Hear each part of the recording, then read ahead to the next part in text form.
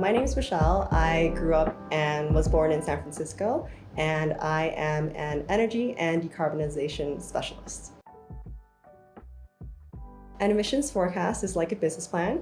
It helps an organization understand where their current emissions are projected to land and also where they could go, and if they have targets, how to meet those. So it's particularly useful and even necessary for those with corporate emissions reductions target, like net zero, but also useful or valuable for any organization looking to manage their emissions, whether it's preparing for upcoming regulation or looking to set a future emissions target.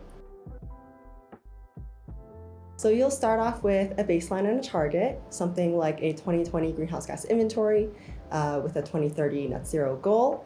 And we'll take any activity data that is feeding the greenhouse gas inventory itself, so things like building energy data. And from then, it's forward-looking projections, so any known changes to your business, like mergers and acquisitions, any reduction initiatives in the pipeline, as well as any limitations, things like annual budgets. From there, we can gap fill with industry-aligned assumptions, so things like grid cleaning projections. Important to note that the level of assumptions vary based on the goal of the forecast, but essentially in the near term, you want to have more precise and complete data, whereas in the mid to long term, it will have more assumptions.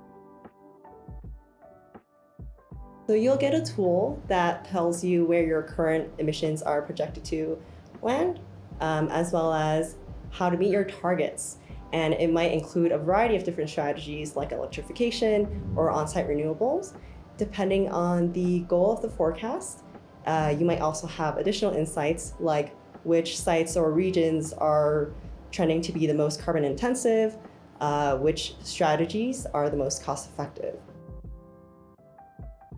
We recommend a yearly update as best practice, but some companies do this more or less frequently.